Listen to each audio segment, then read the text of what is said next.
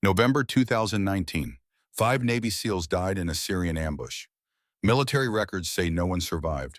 The files were sealed, the team erased from history. Echo 5 became a ghost story whispered in classified briefing rooms, nothing more. But in December 2024, a woman walked through the gates of Blackwater Ridge Training Facility in Virginia. She carried a worn leather briefcase. She wore civilian clothes that hung loose on a frame that seemed too thin, too quiet. Her ID badge said analyst. Her eyes said something else entirely. When she executed a hand signal that only the dead were supposed to know, a 4-star general's face went white, because the dead don't remember, the dead don't come back, and the dead certainly don't forget. The December wind cut across the Virginia hills like a blade. Blackwater Ridge sat in the valley below a sprawl of concrete and steel that had trained Marines for 40 years. The facility didn't show up on civilian maps. The roads leading to it had no signs. Captain Sloan Merrick stood at the main gate watching her breath cloud in the cold morning air. 38 years old, 5 feet 7 inches, 130 pounds, most of it scar tissue and memory. Her hair was pulled back tight, dark brown, shot through with premature gray at the temples. The kind of gray that comes from nights without sleep, from watching people die through a rifle scope from 800 meters away. She handed her credentials to the gate guard, a young corporal, maybe 22, with acne scars on his neck and eyes that hadn't seen anything yet. Defense Intelligence Agency, he read from her badge. Civilian contractor, analyst. He looked up at her, then back down at the photo.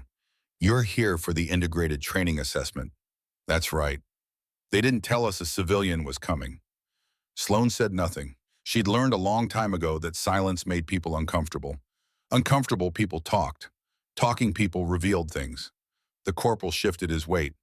Well, welcome to Blackwater Ridge, ma'am. Check in at Building 6.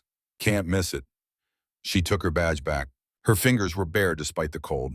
When she reached for the plastic card, the corporal saw them. The scars. They covered both hands like someone had dipped them in fire and let the skin heal wrong, shiny tissue pink and white running from her knuckles to her wrists. He looked away quickly. Sloan had stopped noticing the looks years ago. Building 6 was a squat concrete structure that smelled like fresh paint trying to cover old sweat. The admin office was manned by a staff sergeant with tired eyes and a coffee mug that said, "Embrace the suck." Merrick Sloan, she said, reporting for the training observation program. The staff sergeant didn't look up from his computer. You're the DIA analyst. Yes. Room assignments are still being processed. You'll be in the West Dormitory, 2nd floor. Briefings at 1400 in the main hall. He glanced up, saw her scars, looked back at his screen. You need anything else? No.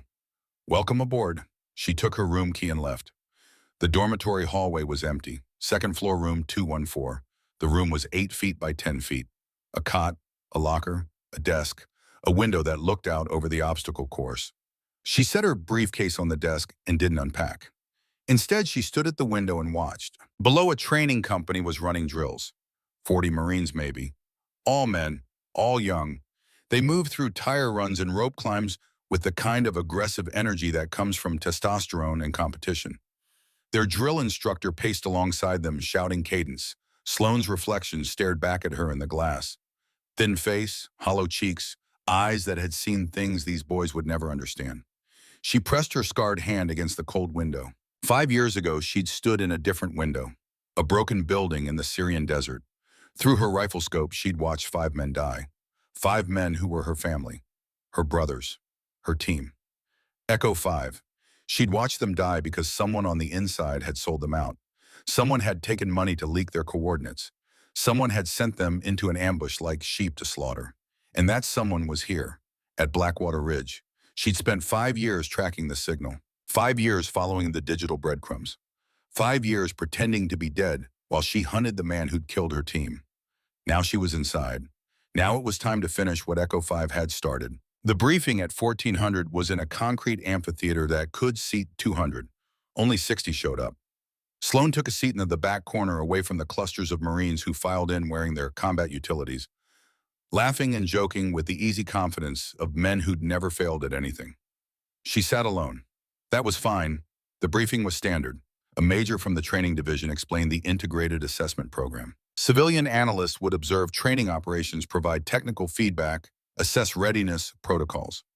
It was a bureaucratic waste of time wrapped in military jargon, the kind of thing the Pentagon loved and field operators ignored.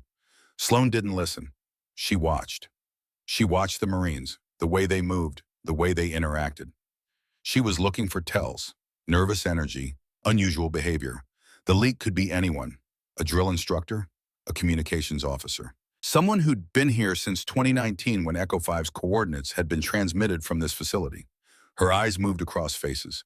Most were too young, late 20s at most. They would have been too junior 5 years ago, but there were older ones too. A few staff sergeants, a couple of captains. They sat together in the front row, arms crossed looking bored. One of them caught her looking, Staff Sergeant Warren, early 40s, barrel-chested. A scar through his left eyebrow that said he'd been in a fight once and won. He stared at her for 3 seconds, then leaned over and whispered something to the Marine next to him. They both looked at her and smirked. Sloan looked away. Let them underestimate her. That was the plan. After the briefing, she went to the chow hall. The food was the same as it had been when she'd gone through SEAL training 15 years ago. Overcooked chicken, limp vegetables, coffee that tasted like diesel fuel. She took a tray and sat alone again. The Marines filled the hall with noise. Laughter, trash talk, the clatter of trays and the scrape of chairs. It was the sound of young men who thought they were invincible. Sloan had been one of them once. 23 years old and convinced she could do anything. She'd made it through BUD/S with a broken rib and a stress fracture in her foot. She'd earned her trident. She'd joined Echo 5. And then she'd learned that invincible was a lie you'd told yourself right up until the bullets started flying. Hey, she looked up. 3 Marines stood over her table. The one in the middle was the one who'd smirked at her during the briefing. Lance Corporal, judging by his rank. Maybe 25. Blonde hair, blue eyes. The kind of face that had probably gotten him laid a lot in high school. You're the analyst, right? He said. That's right. What's an analyst doing in a combat training facility? My job, he grinned. Your job, right. He looked at his buddies. You hear that she's doing her job? The other 2 laughed. Sloan took a bite of chicken. It was dry and tasteless. What happened to your hands? The blonde one asked. She chewed slowly, swallowed, looked up at him. Accident. What kind of accident? The kind that teaches you to pay attention. He frowned, not sure if she was insulting him. You ever been in combat? No. Didn't think so. He leaned down, hands on the table. Let me give you some advice, analyst. This isn't an office. Marines don't need someone with a laptop telling them how to fight. So maybe just stay out of the way and let the real operators do their job. Yeah, Sloan met his eyes, held them. 5 seconds. 10. He looked away first. She went back to eating. The 3 Marines walked away laughing louder than necessary. Sloan finished her meal in silence. Then she dumped her tray and walked out into the cold. The next morning, she woke at 0500, old habits. The sun wasn't up yet. The dormitory was quiet except for the sound of someone snoring down the hall. She dressed in the physical training gear she'd been issued. Gray sweatshirt, black running pants, running shoes that were government issue and would give her blisters. At 0530, she went outside. The obstacle course was empty. Frost covered the ground. Her breath made clouds in the dark. She started running. The course was a mile loop. Tires, walls, rope climbs, monkey bars, the kind of thing designed to break you down and build you back up. Sloan ran at once to get a feel. Her body remembered, muscle memory from years of training. She was slower than she used to be, older. The scar tissue on her shoulder pulled tight when she climbed, but she could still move. She ran it again. By 0615, Marines started showing up. A training company led by a drill instructor who looked like he could bench press a truck. On the line, he shouted. 40 Marines scrambled into formation. Sloan was off to the side, catching her breath. The DAI saw her and frowned. Who the hell are you? Merrick, civilian analyst. This is a closed training session. I'm observing, that's my job. He looked like he wanted to argue. Then he shrugged. Stay out of the way. Will do. The DI turned back to his Marines. Today we're running a timed course. Anyone under 8 minutes gets the afternoon off. Anyone over 10 minutes gets to run it again. Move out. The Marines charged forward like bulls released from a gate. They hit the tires hard, jumping through them with aggressive speed. They attacked the walls. They swung across the monkey bars. Sloan watched. Most of them were fast, aggressive, but sloppy. They wasted energy. They didn't pace themselves. The first Marine finished in 7 minutes, 40 seconds. He collapsed at the end, gasping. The last Marine finished in 11 minutes, 30. The DI made him start over. When the company had finished, the DI and I looked at Sloan. You want to give it a shot, analyst? The Marines turned to look at her. Some of them were grinning. The blonde lance corporal from the chow hall was there smirking. Sure, Sloan said. She walked to the start line. The DIE checked his stopwatch. On your mark. Sloan took a breath. Go, She moved, not fast, not aggressive, smooth, efficient. She'd run this course 1,000 times in her head over the past 5 years. Every night when she couldn't sleep. Every time she closed her eyes and saw her team dying. She hit the tires with perfect rhythm. Didn't waste a step. She vaulted the first wall in one fluid motion using momentum instead of strength. The monkey bars were muscle memory, hand over hand, no wasted movement. The rope climb was where her shoulders screamed. The scar tissue pulled. But she didn't slow down. She climbed using her legs more than her arms technique over power. At the finish line, she stopped. The DI looked at his stopwatch, blinked, looked again. 7:58. The Marines went quiet. Sloan bent over, hands on her knees, catching her breath. Her shoulder was on fire. Her hands were bleeding where the rope had torn open old scars. The blonde lance corporal was staring at her. That was... How did you... Sloan straightened up, looked at the DI. Good course. Then she walked away. Behind her, she heard the whispers starting. By lunch, word had spread. The civilian analyst had run the course faster than most of the Marines. People were talking. Sloan ate alone again. This time, no one bothered her. She was finishing her coffee when Staff Sergeant Warren sat down across from her. Impressive run this morning, he said. Thanks. 7:58. That's faster than I ran it, and I've been doing this for 20 years. He leaned back in his chair, studying her. Where'd you learn to move like that? I used to work out. Used to work out? He smiled, but it didn't reach his eyes. You're not just an analyst, are you? That's what my badge says. Your badge says a lot of things. Doesn't mean they're all true. Sloan met his gaze. Steady, calm. Is there something you wanted, Sergeant? Warren was quiet for a moment. Then he stood up. Just wanted to say good run. Welcome to Blackwater Ridge, Merrick. He walked away. Sloan watched him go. Warren had been at this facility since 2018. He'd been here when Echo 5 went dark. He had access to communications equipment. He fit the profile. She'd need to watch him. That afternoon, there was a knock on her dormitory door. Come in. A young private poked his head inside. Ma'am, there's an all-hands assembly at 1600, main training hall. Attendance is mandatory. What's it for? Didn't say, just said everyone has to be there. Understood. The private left. Sloan checked her watch. 15:45. She had 15 minutes. She walked to the bathroom and washed the blood off her hands. The rope climb had reopened some of the old scars. They'd heal. They always did. In the mirror, she looked tired. 5 years of hunting had taken its toll. 5 years of pretending to be someone else. 5 years of living in the shadows. But she was close now. She could feel it. Someone at Blackwater Ridge had killed her team, and she was going to find them. The main training hall was packed. 200 Marines, maybe more. They filled the bleachers, standing room only. Sloan found a spot in the back, leaning against the wall. The room buzzed with conversation. No one knew why they'd been called here. All-hands assemblies were rare, usually reserved for major announcements. Change of command, deployment orders. At exactly 1600, the side door opened. The room went silent. A man walked in, and the air pressure seemed to change. General Hayes Crawford, 4 stars on his shoulder, 58 years old, 6 feet tall, ramrod straight posture, a face carved from granite in old battles. A scar ran down his left cheek, the kind of scar that came from shrapnel, not a bar fight. Every Marine in the room snapped to attention. Crawford walked to the podium without looking at anyone. His boots made no sound on the concrete floor. At ease, he said. The Marines sat. The sound of 200 bodies moving in unison echoed through the hall. Crawford didn't use notes. He stood at the podium, hands behind his back, and swept his gaze across the room. I am here, he said, because standards have slipped. No one moved. This facility trains Marines. Marines are expected to operate at the highest level of tactical proficiency. What I have observed in the past 24 hours tells me that we are falling short of that expectation. He paused. Starting tomorrow, we will be implementing advanced tactical training protocols. These protocols will separate the competent from the mediocre.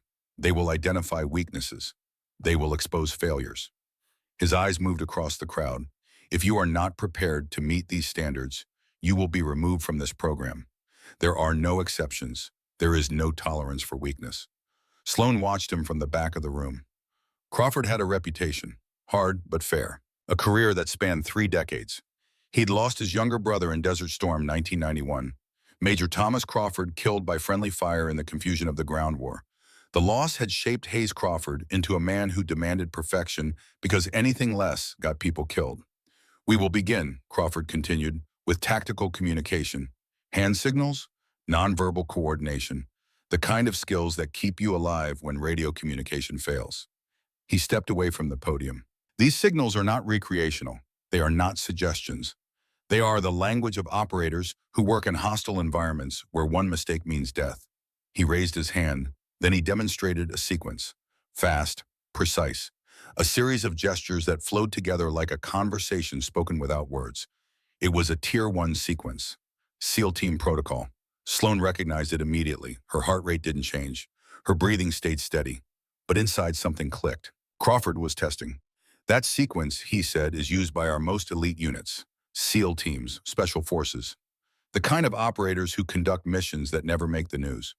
The kind of men who operate in the dark and come home in silence." He scanned the room. "I want to see if anyone here is familiar with this level of communication. If you have been trained in advanced tactical protocols, now is the time to demonstrate." The room was silent. No one moved. Crawford's eyes swept across the faces, looking, searching, and then his gaze stopped. On Sloan Shaistyong. She was leaning against the back wall, arms crossed, face neutral. Their eyes met. Crawford stared at her for 3 seconds. 4, 5. Then he raised his hand and pointed directly at her. "You," he said. "Analyst, step forward." Every head in the room turned. Sloan didn't move. "Step forward," Crawford repeated. She pushed off the wall and walked down the aisle. 200 Marines watched her. The only sound was her boots on concrete. She stopped 10 feet from the podium. Crawford studied her, taking in the scars on her hands, the way she stood, the steadiness in her eyes. "What's your name?" he asked. "Merrick, Sloan Merrick."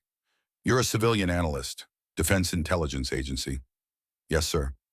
"Have you ever served in the military, Ms. Merrick?" A lie would be easy. A lie would maintain her cover. But Crawford was looking at her the way a sniper looks through a scope, like he could see past the surface, past the cover story, down to the truth. "No, sir," she said. "Then you wouldn't be familiar with the signal sequence I just demonstrated." It wasn't a question. Sloan said nothing. Crawford took a step closer. "I'll make this simple. That sequence is classified. It's taught only to Tier 1 operators, SEALs, Delta Force, the kind of people who don't exist on paper." He raised his hands again, slower this time, demonstrating the sequence piece by piece. "If you have any familiarity with this system, I want you to replicate what I just showed you." The room was so quiet Sloan could hear her own heartbeat. This was it. The moment. She could refuse, maintain her cover, stay invisible, or she could show him. 5 years of hunting had led her here. 5 years of following breadcrumbs and encrypted signals. 5 years of living in the shadows. But Captain James Morrison hadn't raised her to hide. Echo 5 didn't run from the fight. Sloan took a breath, then she raised her hands, and she fired back the sequence. Fast, sharp, flawless. Every gesture exactly as Crawford had demonstrated it. No hesitation, no error. And then she added something, a counter signal, a flourish, the kind of response signal that only someone who'd used this system in real combat would know. The kind of thing that wasn't in any training manual. The kind of thing that Echo 5 had used when they were clearing buildings in hostile territory. Crawford's face went white. He took a step back like she'd hit him. "Who taught you that?" His voice was barely above a whisper. Sloan lowered her hands, looked him in the eye. "Echo 5 did, sir." The words hung in the air. Echo 5, a unit that didn't exist.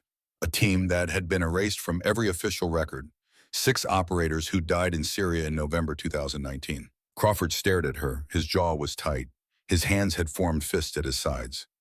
"Echo 5, he repeated slowly, "was KIA, every member. November 14th, 2019. There were no survivors." "No, sir," Sloan said quietly. "There were no survivors reported." The general's eyes narrowed. "Who the hell are you?"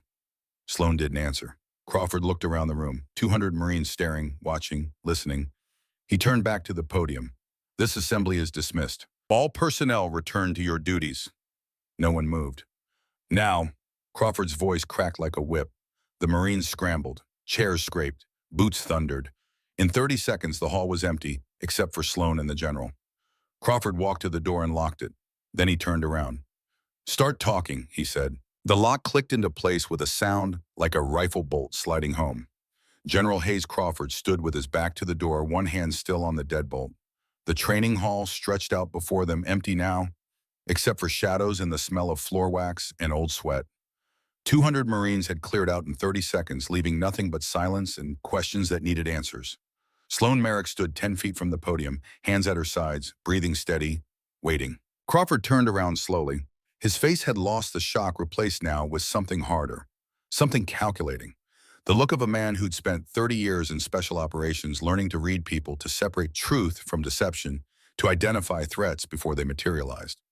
Echo 5, he said, was a SEAL Team 6 unit, 6 operators, classified tasking.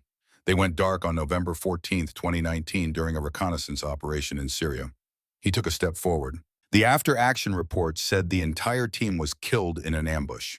Hostile forces, no American survivors. Sloan said nothing. That report was written by people who don't make mistakes, Crawford continued. It was verified by satellite imagery, by signals intelligence, by every goddamn intelligence agency we have. Another step. So I'll ask you one more time. Who the hell are you and how do you know about Echo 5? Sloan met his eyes, held them. Then she reached for the collar of her shirt. Crawford's hand moved toward his sidearm. Instinct. Reflex. Easy, Sloan said quietly. She pulled the collar aside, exposing her left shoulder. The scar tissue there was different from the burns on her hands. This was deliberate, precise. Someone had taken a branding iron, heated it to 1200 degrees and pressed it into her skin hard enough to burn through the dermis. The mark was 3 inches across. A trident, an eagle, a flintlock pistol. The SEAL insignia, but this one was different. Beneath the trident, burned into flesh that would never fully heal, were 2 words, Echo 5. Crawford stared. The color drained from his face for the second time in 10 minutes. Jesus Christ, he'd whispered. We all got them, Sloan said. Her voice was flat, distant. After we made it through training, after our first deployment, Captain Morrison said official insignias could be lost, stolen, compromised. But scars don't lie. She pulled her collar back into place. Crawford was breathing hard. He walked to the nearest bleacher and sat down heavily, like his legs had stopped working. The report said no survivors. The report was wrong. Satellite imagery confirmed 6 bodies. Satellite imagery confirmed 6 heat signatures that stopped moving. Sloan corrected. They didn't stick around to check pulses. Crawford looked up at her. His eyes were the eyes of a man who'd seen too much death in his career, who'd signed too many letters to too many widows. How many actually died? 5. The word landed like a body bag. Sloan walked to the bleachers and sat down. Not next to Crawford. 3 rows up, keeping distance, keeping tactical awareness. November 14th, 2019, she said. Operation Winterhook. Echo 5 was tasked with surveillance of an arms trafficking network operating out of the Syrian border region. We'd been on site for 6 days. Deep cover, no contact with command except for scheduled check-ins every 12 hours. She stared at the empty floor of the training hall, but she was seeing something else. A different building, a different country, blood on sand. We had identified the primary target, a man called the Broker, real name unknown. He was moving advanced weapon systems, Russian tech, Chinese electronics, selling to whoever paid, ISIS, Al-Qaeda, anyone with money and bad intentions. Crawford was listening, not interrupting, letting her talk. On day 6, we had confirmation the Broker would be at the compound that night. Echo 5 was authorized to capture or eliminate. We prepped for a soft entry. I was on overwatch. 800 meters out, elevated position in a building we'd cleared on day 1. Her hands were resting on her knees. The scarred fingers flexed unconsciously. The other 5 went in at 02:30. Captain James Morrison leading, 42 years old, best team leader the SEALs ever produced. He'd been in the teams for 20 years, had a wife and 2 kids back in Virginia Beach, used to carry their photos in his helmet. She paused. The memory was sharp as broken glass. Lieutenant Kara Bennett was on point, 31, combat medic. She'd saved my life in Kandahar during our first deployment together. Pulled me out of a burning Humvee when I was 20 years old and stupid enough to think I was invincible. I owed her everything. Crawford's jaw was tight. He knew what was coming. Sergeant Trent Garrison handled breach, 29, Built like a tank, quiet, professional. He had a daughter, 7 years old, Emma. Used to video call her every chance he got. Sloane's voice didn't waver, but something in her eyes had changed. Chief Dalton Foster ran comms, 35, intel specialist. Smartest operator I ever met. He was the one who tracked the broker's network. Spent 3 months analyzing data to find this target. She took a breath. Petty Officer Ryan Cole was on demo, 26 years old. He'd been planning to propose to his girlfriend when we got back. Had the ring in his gear bag, showed it to me the night before the OP, asked if I thought she'd say yes. The training hall was so quiet she could hear the ventilation system humming. I watched them through my scope. Thermal imaging. They moved like ghosts. Perfect coordination. Morrison's hand signals were so clean, you could teach a class from them.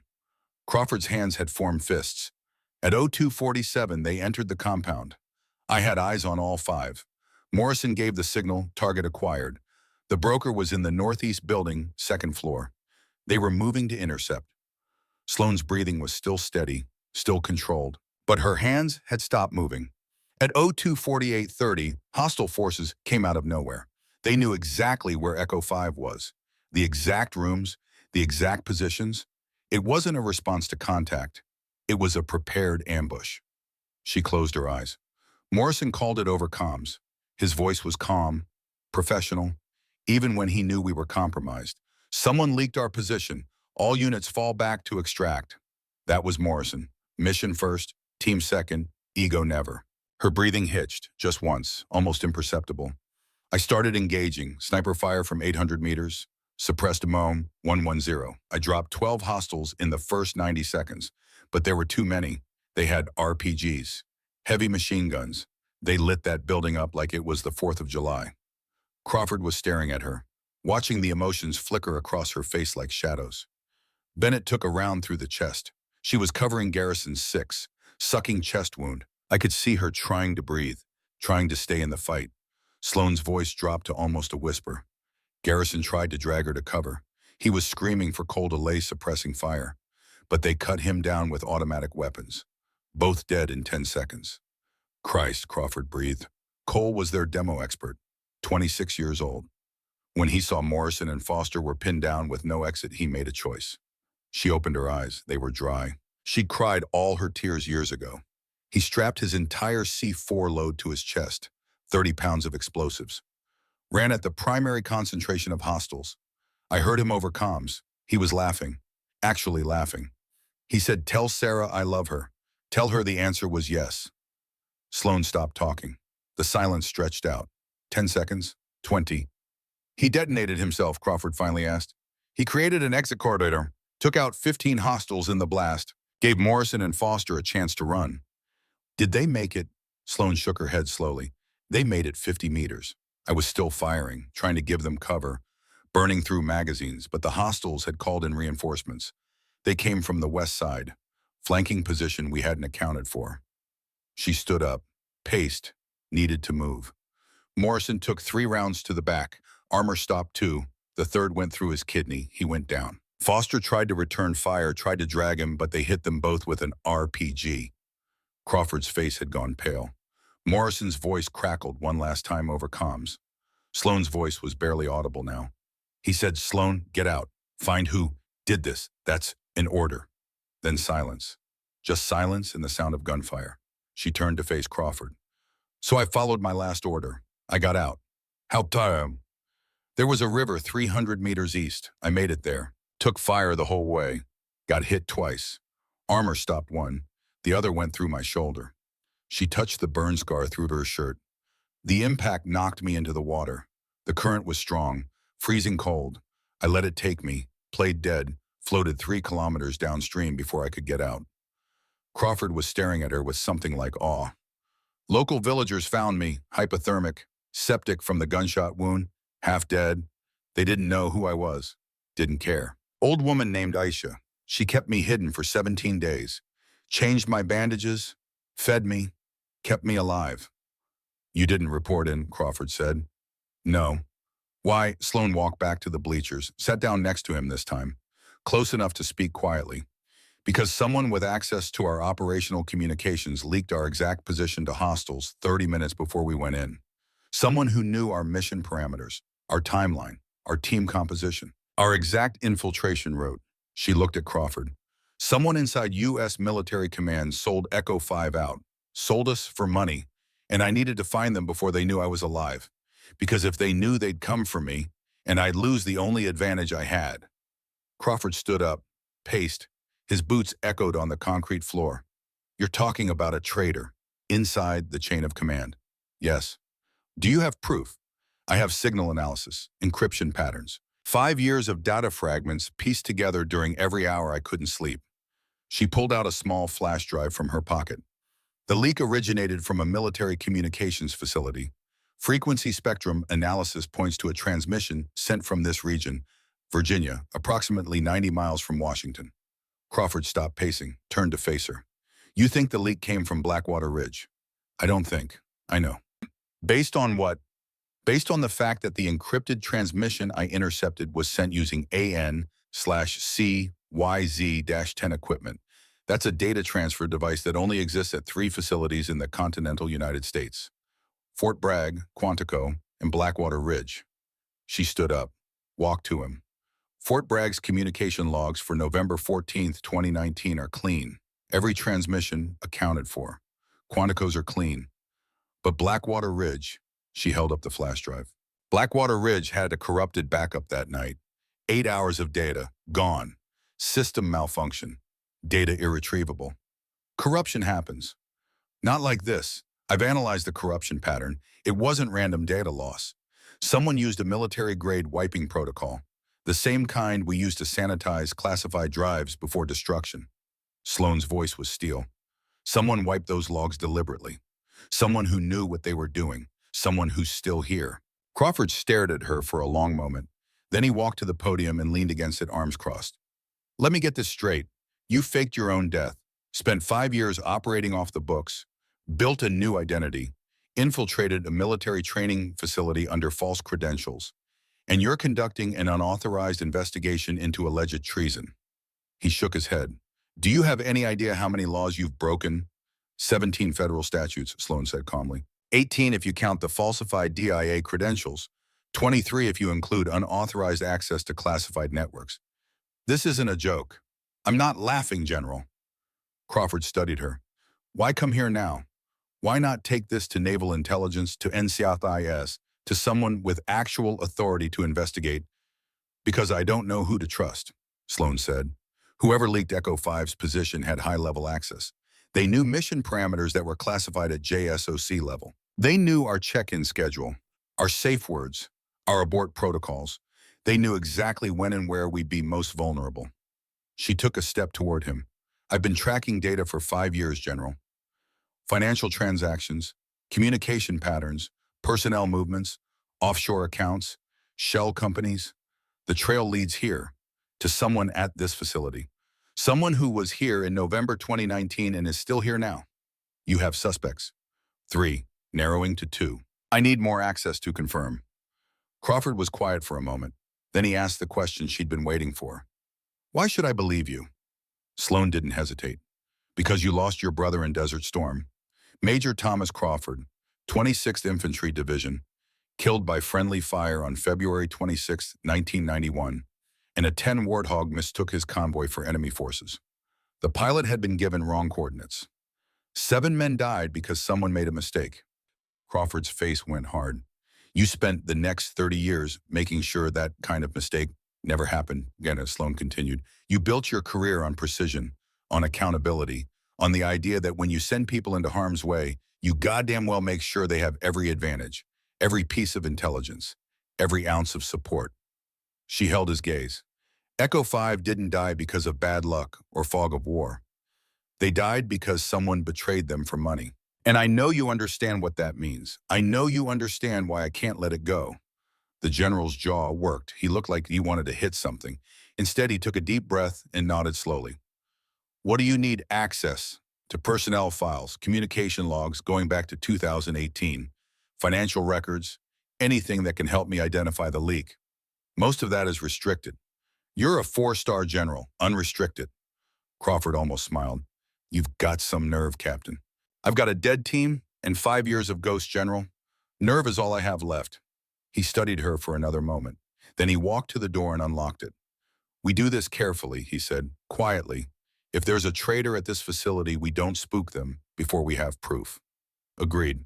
And if you're wrong, if this is some kind of delusion or I'm not wrong." Crawford looked at her, really looked at her, at the scars, at the hollowness in her face, at the eyes that had seen things he couldn't imagine. "No," he said finally, "I don't think you are." He opened the door, and then every alarm in the facility started screaming. Red emergency beacons flashed in the hallway. The sound was deafening. A klaxon that meant one thing: security breach. Crawford's head snapped toward the sound. "What the hell?" Sloan was already moving. She grabbed his arm. "Don't. We need to respond to no." Her grip was iron. Her voice was urgent. "This isn't a drill, General." "How do you know?" "Because it's the same pattern." Crawford stared at her. "What pattern?" "The alarm sequence. 3 long bursts, pause, 2 short bursts, pause, continuous tone." Sloan's face had gone pale. "That's not standard emergency protocol. That's a specific signal. A code." The alarms kept screaming. "I've heard this before," Sloan said quietly. "November 14th, 2019, 0246, exactly 1 minute before Echo 5 was ambushed. Someone triggered the exact same alarm sequence in our target compound. We thought it was a coincidence, a malfunction." Her grip on Crawford's arm tightened. "It wasn't a coincidence. It was a signal, telling the hostiles we were in position, telling them exactly when to attack." Crawford's eyes widened. "You're saying—" "I'm saying whoever leaked our position 5 years ago just activated the same protocol. And they did it because they know I'm here. They know I demonstrated those hand signals. They know I'm Echo 5. The general pulled his sidearm. "We need to get to the security center." "No, we need to find out who triggered this alarm, and we need to do it now." They moved into the hallway. Marines were running everywhere, confused, shouting. No one knew what the breach was or where it was happening. Officers were yelling contradictory orders. The chaos was deliberate, designed to create confusion. Sloan moved differently. She stayed close to the walls, eyes scanning, reading the chaos like Morrison had taught her, looking for patterns, for people moving with purpose while everyone else panicked. A young corporal ran past, saw Crawford. "Sir? What's happening?" "Where's the breach?" "Don't know. Sir, command says possible hostile intrusion communications building, but I haven't seen—" "Communications building," Sloan said. She locked eyes with Crawford. "That's where the leak originated from 5 years ago." They ran. The communications building was 200 meters east. They covered it in 90 seconds. Marines were swarming the entrance, weapons drawn, looking for targets that didn't exist. Sloan pushed through them. Crawford followed, using his rank to clear a path. Inside the building was chaos. Lights flashing, personnel shouting into radios. No one knew what was happening. It was noise, distraction. Sloan went straight for the main server room. The door was locked. Electronic keypad. "I need access," she said. Crawford punched in his override code. The lock clicked. They went inside. The server room was cold, rows of equipment humming, cables everywhere, backup generators thrumming beneath the floor. And in the back near the main terminal, 2 figures in black tactical gear. Masked, armed, moving with professional efficiency. One was accessing the server. The other was providing security. They turned when the door opened. For 1 frozen second, nobody moved. Then the intruders raised their weapons. Sloan was faster. She grabbed Crawford and pulled him down as bullets punched through the air where his head had been. They hit the floor hard.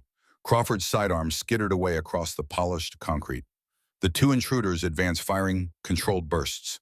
Professional, trained, not amateurs. Sloan rolled left, came up behind a server rack. Her hand found a loose cable. Heavy gauge, rubber-coated copper. Not much of a weapon, but it would do. The first intruder rounded the corner, rifle up, scanning for targets. Sloan whipped the cable across his face like a bullwhip. The metal connector caught him across the bridge of his nose. He stumbled back. She was on him instantly. Grabbed his rifle, twisted it using a joint lock Morrison had drilled into her 1,000 times. Spun the weapon around and slammed the stock into his throat. He went down, choking, gasping for air. The second intruder fired. Bullets sparked off metal, ricochets whining. Sloan dropped and rolled, came up with the rifle she'd just acquired. Checked the chamber. Round loaded. Safety off. She didn't hesitate. 2 shots, center mass, Mozambique drill. The second intruder fell and didn't move. Crawford was back on his feet, retrieving his sidearm. "You okay?" "Fine, you be good." They moved to the downed intruders. Sloan kept her acquired rifle trained on them. The second one wasn't moving, dead or unconscious. The first one was still gasping hands at his throat. Sloan knelt and pulled off his mask. The face underneath was middle-aged, weathered, white, scared, and familiar. She'd seen this face in personnel files, in the cafeteria, in the hallways. Thomas Cross, Sloan said quietly. Crawford stared. The communications contractor, former Navy communications officer, retired 2020 after 22 years of service. Been working here as a civilian instructor since. Sloan grabbed Cross's tactical vest and hauled him up against the server rack. Teaching the same systems he used to betray Echo 5. Cross was coughing, trying to breathe through his damaged windpipe. His eyes were wide with panic and pain. Sloan's face was empty, cold. The face of someone who'd waited 5 years for this moment. You leaked Echo 5's position, she said. Not a question, a statement of fact. Cross tried to shake his head, couldn't speak, couldn't breathe properly. I can prove it, Sloan continued. Her voice was completely devoid of emotion. I've spent 5 years analyzing the transmission. Encryption signature, frequency modulation, timing sequence. It came from this building, from Terminal 7, your terminal. Cross's eyes were streaming tears. From pain or fear or guilt, she couldn't tell. You transmitted our exact coordinates to hostile forces 30 minutes before we went in. You told them our team composition, our infiltration route, our extraction plan. You told them exactly when and where we'd be vulnerable. Crawford had his sidearm trained on Cross, but he was watching Sloan, seeing something in her eyes that made him uneasy. 5 people died because of you, Sloan said. Each word measured, precise.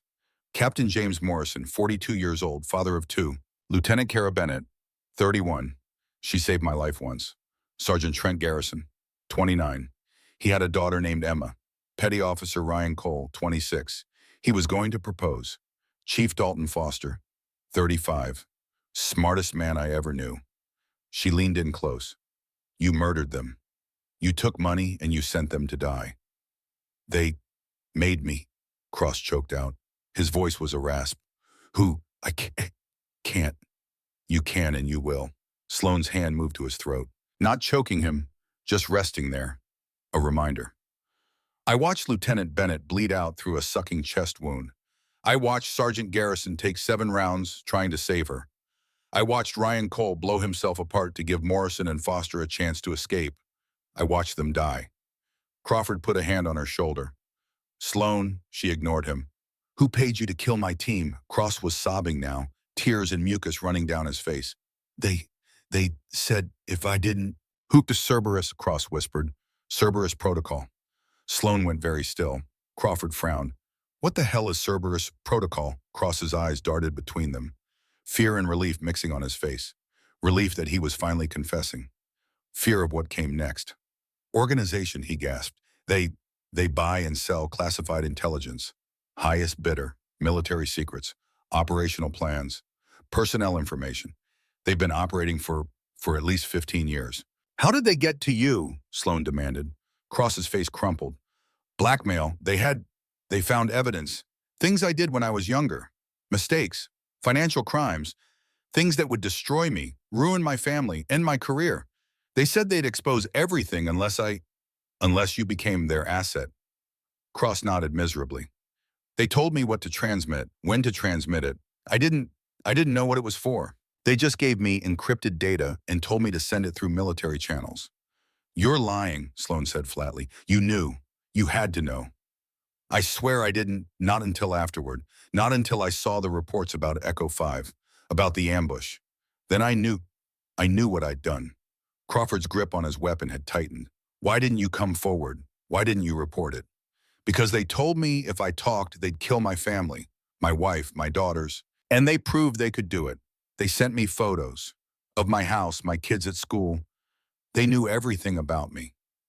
Echo 5 discovered something in Syria, Sloan said. Her voice was cold, clinical. Something about Cerberus. That's why we were targeted. Yes, Cross was barely whispering now. You were too close. You'd found their supply chain. Their network. Their connections to Russian intelligence. They couldn't let you report back. You had to be eliminated. Crawford's face had gone pale. How many people are part of this organization? I don't know. They compartmentalize everything. I only dealt with one contact, never met them face to face, just encrypted messages, dead drops, anonymous payments. Are they still active? Crawford asked. Cross's face went gray. Yes, more active than ever. Are there others at this facility? Sloane's voice was deadly quiet now. Cross hesitated, just for a fraction of a second. That was answer enough. How many? She grabbed his vest again. How many other Cerberus assets are at Blackwater Ridge? I don't know. We don't know each other. It's designed that way. Cells, compartments. But there's at least one more.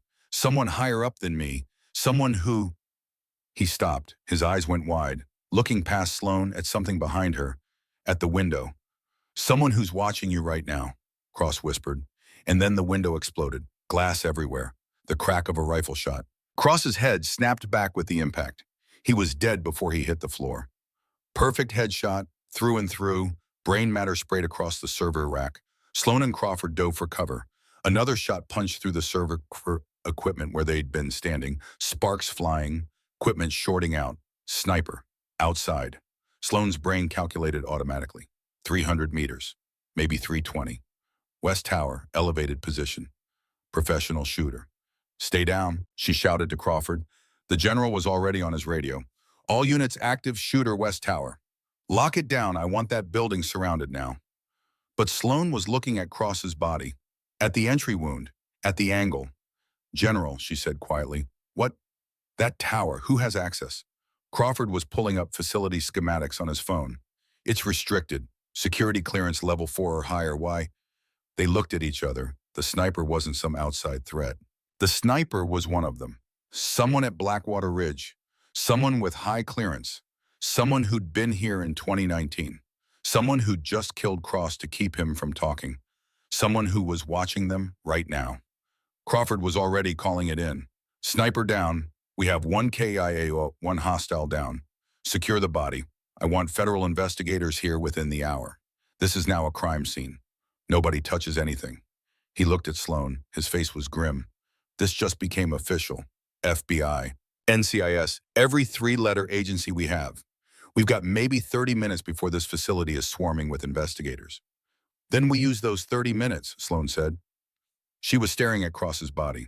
5 years of hunting, 5 years of tracking, and he'd been killed right in front of her, the one person who could have given her answers, gone.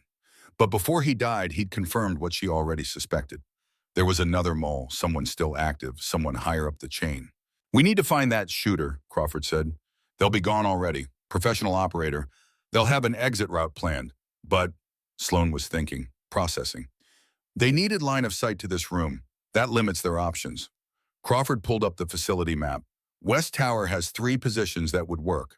Top floor, maintenance level, and the communications array platform. Communications, Sloane said, always communications. That's how they operate. Control the information, control the narrative. She stood up, checked her acquired rifle. Still had 23 rounds. We need to identify who has level 4 clearance and was on site when that shot was fired, she said. Crawford was already accessing personnel records on his phone. Level 4 or higher, currently on base. That's a list of 9 people. Start eliminating. They worked fast. Crawford read names. Sloane cross-referenced against the data she'd been compiling. 3 names dropped off immediately.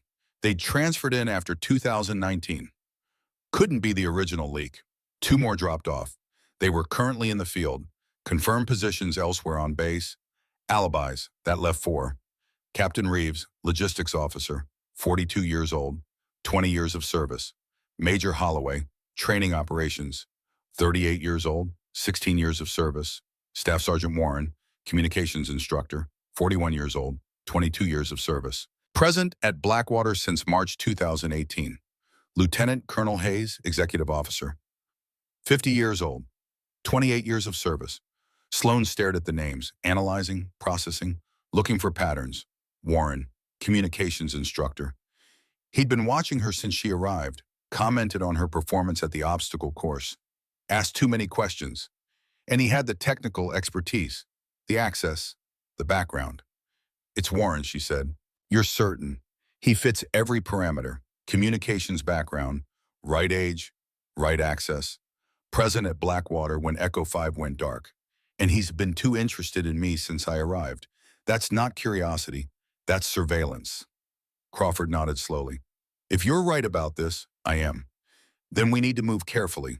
We need evidence before we accuse a decorated NCO of treason. Sloan looked at Cross's body one more time. The federal investigators would be here soon. They'd take over. Bureaucracy, procedures, things would slow down. But she had 30 minutes.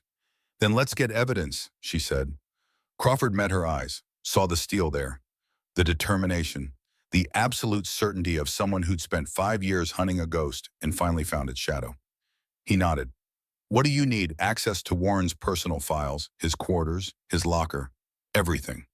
That requires a warrant. General, in 30 minutes, this place is going to be crawling with federal agents. They'll lock everything down, seal it all as evidence. We'll lose access to everything. Sloan's voice was urgent now. This is our only window. If Warren is Cerberus, he's going to run. He's going to destroy evidence. He's going to disappear. Just like I did 5 years ago. Crawford was quiet for a long moment. Then he made a decision. Building 12, second floor, room 214. That's Warren's quarters. He handed her a security override card. You've got 20 minutes before the investigators arrive. After that, I can't protect you. Sloan took the card. I don't need protection, General. I need answers. She headed for the door. Behind her, Crawford was securing the scene, keeping the Marines back, preserving evidence, doing everything by the book. Sloan Merrick had stopped following the book 5 years ago. Outside, Marines were swarming the West Tower. They wouldn't find anyone. The shooter was already gone, back among the others, hiding in plain sight. But Sloan knew something the shooter didn't. She knew how to hunt, and this time the ghost was coming for them. The next 48 hours were a study in controlled paranoia. Sloan Merrick didn't sleep. She sat in her dormitory room with the lights-off laptop screen, casting blue shadows across her face, and she worked. 5 years of collected data, financial transactions, communication logs, personnel movement records, everything she'd gathered while pretending to be dead. Crawford had gotten her access, quietly, through channels that wouldn't raise flags. She cross-referenced everything against Staff Sergeant Warren's service record. The patterns emerged like bone through torn flesh. Warren had been stationed at Blackwater Ridge since March 2018. Communications instructor, specialized in encrypted tactical systems, he had level 4 security clearance. He'd been on duty the night of November 14, 2019. But it was the financial data that sealed it. 2 days after Echo 5 went dark, a numbered account in the Cayman Islands received a wire transfer. $2 million. The account was buried under 6 layers of shell corporations, but Sloan had spent 5 years learning to dig. She followed it back. The trail led to a defense contractor with ties to international arms dealers. The same arms dealers Echo 5 had been investigating in Syria. Warren had been paid to leak their position. Paid well. Paid enough to keep quiet for 5 years. But money left footprints. And Sloan had learned to track ghosts. She was staring at the screen cross-referencing the 6th shell company when her door opened. She had her sidearm out before the door was fully ajar. A Sig Sauer P226, not standard issue for a civilian analyst. She'd acquired it the way she'd acquired everything else over the past 5 years. Carefully, quietly, off the books. Crawford stood in the doorway, hands visible, expression grim. Easy, he said. Sloan lowered the weapon. Didn't holster it. The general stepped inside and closed the door. We need to talk. About? I pulled Warren's communication logs from the night your team died. There's a gap. 18 minutes of missing data. Corrupted file. Same as the facility backup. Not corrupted, Sloan said. Deleted. I know. Crawford sat down on the edge of her cot. He looked tired. Lines around his eyes that hadn't been there 2 days ago. I also pulled his financial records. The official ones. Nothing unusual, but I had someone I trust dig deeper. And 3 offshore accounts, all opened between 2018 and 2020. Total deposits of approximately $3.2 million. Sloan felt something cold settle in her chest. Confirmation. Finally. That's more than Cross would have gotten, she said. Cross was a contractor, low-level asset. Warren's been doing this for years, feeding intel to Cerberus. Cross was probably just one job. Crawford leaned forward, elbows on his knees. I've spent 30 years in this uniform. I've sent men into combat. I've written letters to their families when they didn't come home. But this, he shook his head, betrayal from inside. That's a different kind of evil. Yes, Sloan said quietly. It is. They sat in silence for a moment. Then Crawford looked at her laptop screen. What are you working on? Encrypted communications. I pulled them from the facility server, buried in maintenance logs disguised as system diagnostics. She turned the laptop so he could see. Someone's been sending coded messages, short bursts, high-frequency transmissions. I've been running decryption algorithms for the past 6 hours. Any luck? As if in answer, the computer beeped. Sloane's eyes went to the screen, lines of code resolved into readable text. Her blood went cold. What is it? Crawford asked. Sloane read the message aloud. Her voice was steady, but her finger had moved back to the trigger guard of her sidearm. Echo Survivor confirmed. Initiate Protocol Omega. Eliminate all witnesses. Sanitize facility. Extraction window 72 hours. Crawford stood up fast. That message was sent when Sloane checked the timestamp. 40 minutes ago. Sent from where? Communications building, Warren's terminal. They looked at each other. Protocol Omega. Eliminate all witnesses. Warren wasn't just going to run, he was going to clean house. Anyone who knew about Echo 5. Anyone who'd seen Sloane demonstrate those hand signals. Anyone who could connect the dots. And that included Crawford. We need to move now, the general said. Where is he? Crawford pulled out his phone, accessed the base security system. His quarters, Building 12. Alone. Looks like it. Sloane stood, checked her weapon. Full magazine. One in the chamber. We take him quietly, no backup. If Cerberus has other people here, we don't know who to trust. Crawford nodded, agreed. They moved through the facility like shadows. It was 0300. Most of the base was asleep. The few Marines on duty didn't question a 4-star general walking with purpose. Building 12 was a barracks for senior NCOs. Quiet. Dark. They entered through the side entrance, Crawford's security badge, bypassing the locks. Warren's room was on the second floor end of the hall. They stopped outside the door. Sloane pressed her ear to it. Listened. No sound from inside. Crawford raised 3 fingers, counted down silently. 3, 2, 1. He unlocked the door with his override code. They went in fast. The room was empty, bed made, locker open, clothes gone, laptop missing. Warren had already run.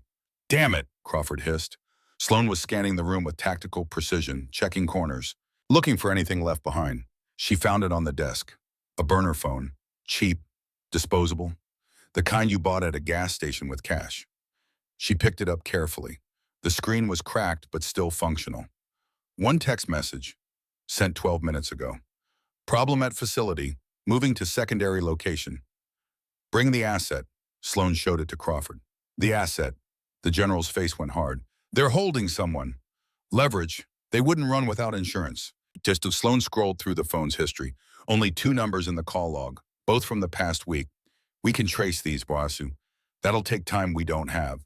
Sloane was already dialing one of the numbers. Put the phone on speaker. It rang 4 times, then a voice answered, male, scared. Warren, hi. Not Warren's voice, someone younger. Who is this? Sloane asked. Silence. Then who the hell are you? Where's Warren? I don't know what you're talking about. Yes, you do. You just called him. You're waiting for him. Where? The voice hesitated. Sloane could hear breathing, rapid, panicked. Listen to me, she said. Her voice was calm, command presence. The tone Morrison had taught her. Warren's not coming. He ran, left you behind. Whatever he promised you, he's not going to deliver. You're lying. Check your messages. See if he's responded in the past hour. More silence. The sound of fingers on a phone screen. Then shit. Where are you? Sloane asked again. He said if I helped him, he'd pay me.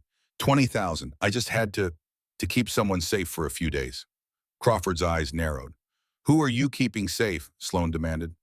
A girl, teenager. He said she was his niece. Said there were people trying to hurt her. Paid me 10,000 up front to let her stay at my place. Sloane's mind was racing. What's your name?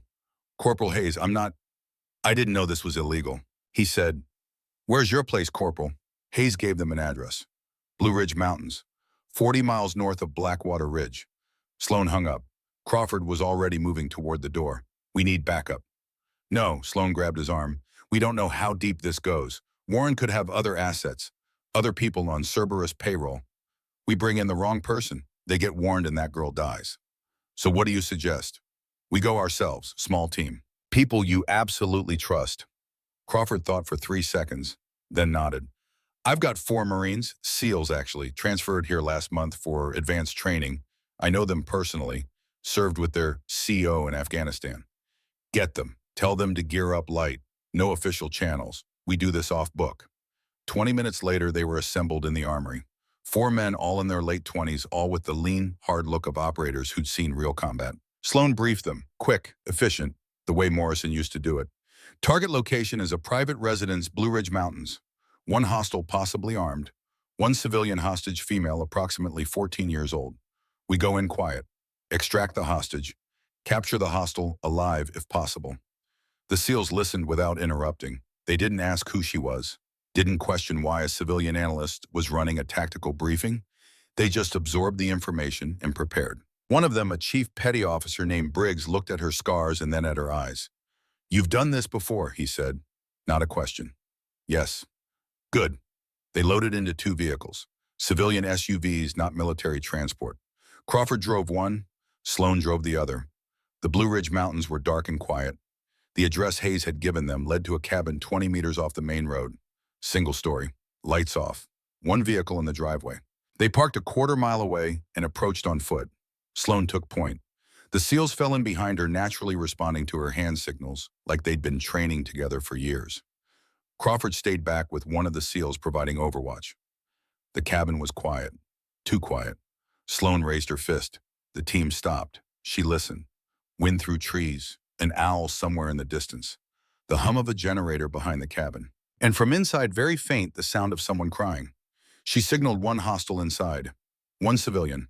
Southeast corner. The team split. 2 SEALs circled to the back. Sloan and Briggs moved to the front door. Hayes opened it before they could knock. He was 23 maybe. Skinny, pale, terrified. You came, he whispered. Where is she? Basement. He's got her locked in there. I have the key, but what? He's here, Warren. He came back 20 minutes ago. Said he needed to move her. Said if I didn't help, he'd kill us both. Sloane's hand moved to her sidearm. Where is he now? Basement with the girl. She pushed past Hayes into the cabin. Briggs followed. The other 2 SEALs came in through the back. The basement stairs were narrow. Concrete. They descended in tactical formation. Sloan first. Weapon up. Each step controlled. At the bottom, a single bare bulb cast harsh shadows. There was a metal door with a heavy lock. And standing in front of it, hands up, was Staff Sergeant Warren. Easy, he said. Nobody needs to get hurt. Sloan didn't lower her weapon. On your knees, hands behind your head. You don't understand. They have my daughter, Cerberus. They've had her for 6 years. If I don't do what they say, I know. Sloan's voice was ice. Emma, 14 years old, taken in 2018 when you refused to cooperate. They used her as leverage. Warren's face crumpled. Then you know I didn't have a choice. Everyone has a choice, Sergeant. You chose to sell out Echo 5. You chose to let 5 operators die. You chose to keep taking money even after your daughter was safe. She's not safe. They still have her. She's in this basement. Hayes told me. Warren shook his head desperately. That's not Emma. That's someone else. Someone Cerberus told me to watch. Emma's still out there. They said they'd kill her if I didn't. The door behind him opened. A girl stepped out. Dark hair, thin, bruised face, maybe 16. Not Emma. Warren spun around, shocked. The girl looked at Sloan. Help me, please. Sloan lowered her weapon slightly. Who are you? My name is Sarah Vaughn. My father is the one who runs Cerberus. Everything stopped. Crawford, who'd just come down the stairs, froze. Your father, Colonel Richard Vaughn, retired. He's been running this operation for 15 years. The girl's voice was shaking. He sent me here. Said Warren would protect me. Said there were people trying to shut down the organization. Sloan's mind was spinning. Where's your father now? I don't know. He moves around, but he has a primary location where he keeps the servers, all the data, everything Cerberus has collected. Where? Sarah Vaughn looked at Warren, then back at Sloan. I'll tell you, but you have to promise to protect me. My father, he'll kill me if he finds out I talked. Sloan holstered her weapon, walked over to the girl, looked her in the eyes. I promise. Sarah nodded slowly. It's a compound, 70 miles northwest of here. Old military installation decommissioned in the 90s. He bought it through shell companies. It's where he keeps everything, including Emma Warren. Warren made a sound like he'd been punched. She's alive. His voice broke. As of 2 days ago, yes. Sloan looked at Crawford. The general's face was set in stone. We're going to get her, Sloan said to Warren.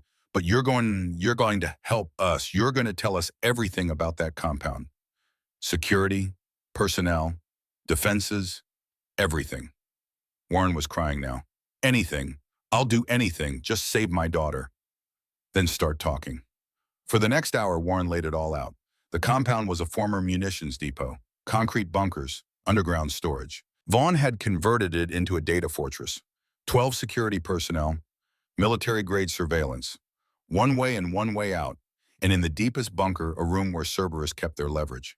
People, families, anyone who could be used to control their assets. Emma Warren was one of them. Sloan listened, memorized, planned. When Warren finished, she looked at Crawford. We need more people for this. How many? At least 10, maybe 12. Crawford nodded. I'll make calls. People I trust. No official channels. We move tonight. Vaughn knows we have his daughter. He'll be relocating.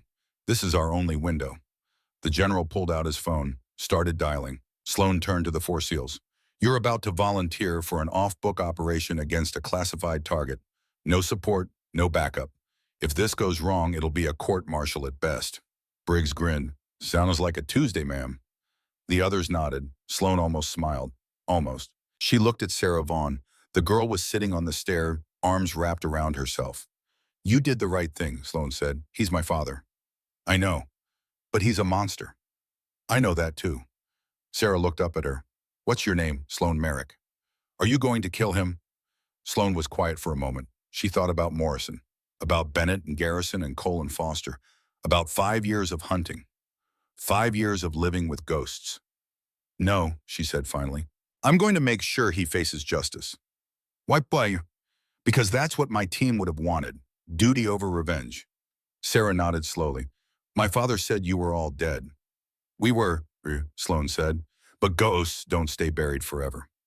2 hours later, they moved. Crawford had assembled a team, 12 operators, all with special forces backgrounds, all people he'd served with, all willing to risk everything for this.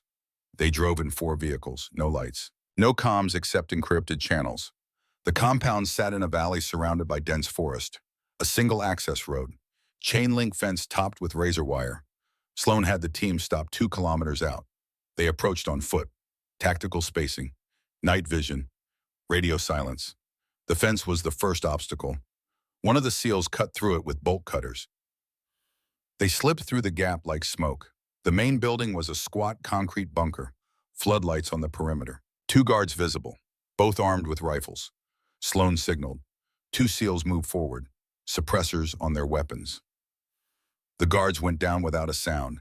They entered the bunker through a maintenance access. Warren had given them the codes.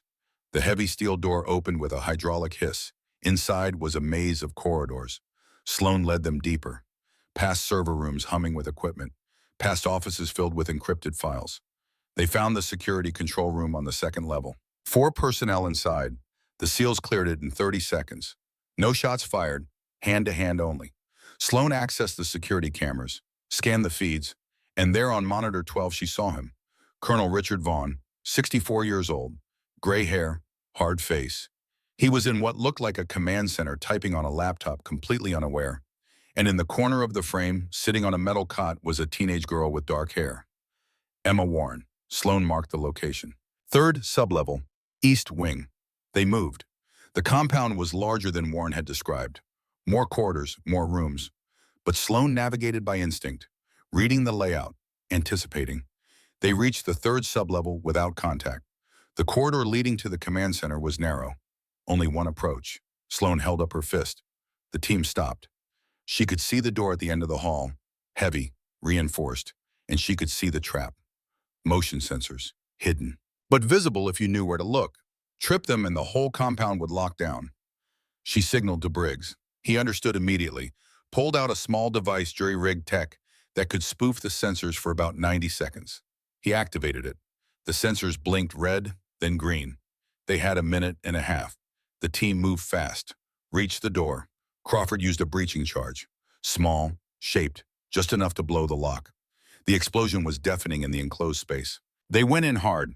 Vaughn was on his feet, reaching for a weapon. Sloan put 2 rounds into the wall next to his head. Don't. He froze. Emma was screaming. One of the SEALs grabbed her, pulled her to safety. Sloan advanced on Vaughn. Weapon trained center mass. Colonel Richard Vaughn, retired, currently wanted for treason, conspiracy, and about 40 other charges I can't remember right now. Vaughn's face was calm, too calm. You must be the Echo 5 survivor. Warren said you were dead. Warren says a lot of things. Most of them are lies. Clever, spending 5 years off the grid, tracking me down. But you're too late. He gestured to the laptop. I've already transmitted everything. Every file, every contact, every piece of leverage. It's all backed up, distributed. Even if you take me down, Cerberus survives. Maybe, Sloan said, but you won't. Vaughn smiled. Are you going to shoot me? Captain Merrick execute an unarmed man. No. She lowered her weapon, and then she saw it. The flicker in his eyes, the slight movement of his hand toward a panel on the wall. Self-destruct, she said. Vaughn's smile widened. 5 minutes, this whole compound, gone. You'll never make it out. He slammed his palm on the panel. Alarms started screaming, red lights flashing. The SEALs looked at Sloan. She didn't hesitate. Briggs, get Emma and Sarah out. Crawford, evacuate the team. I'll handle him. We're not leaving you, Crawford said. That's an order, General. Their eyes met. Crawford understood. He nodded once. The team ran. Sloan and Vaughn were alone. You can't stop it, he said. The countdown's irreversible. I'm not trying to stop it. Sloan grabbed him by his collar. You're coming with me. She dragged him toward the door. He fought, tried to break her grip. Morrison had taught her 100 ways to control a resisting subject. She used 3 of them in quick succession. Vaughn went down hard, gasping. Get up, she said. No. Then I'll drag you. She did, through the corridors, past the server rooms. Vaughn struggled the whole way, but Sloan was stronger than she looked. 5 years of survival had built a different kind of strength. The countdown echoed through speakers. 4 minutes. 3. They reached the main level. The others were waiting outside the perimeter fence. Sloan hauled Vaughn through the maintenance exit. 50 meters to the fence. 40. The SEALs were shouting. Crawford was running toward her. 30 meters. Vaughn was dead weight now, refusing to move. You'll never get out. We'll both die here. Then we'll die together. 20 meters. Briggs was at the fence, cutting a new gap. 10 meters.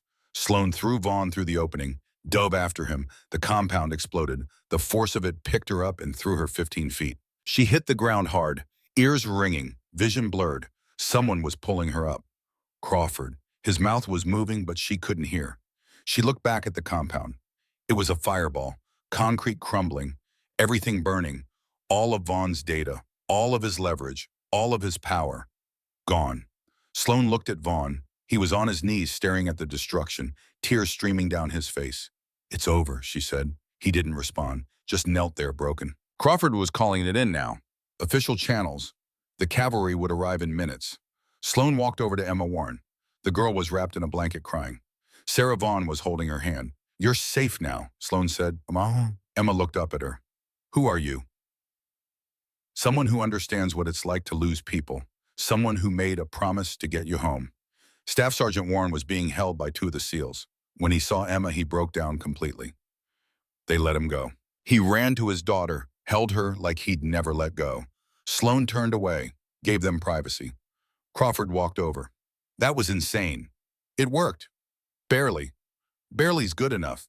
He almost smiled. You know there's going to be about 1,000 questions, investigations, debriefings. I know. Your cover's blown.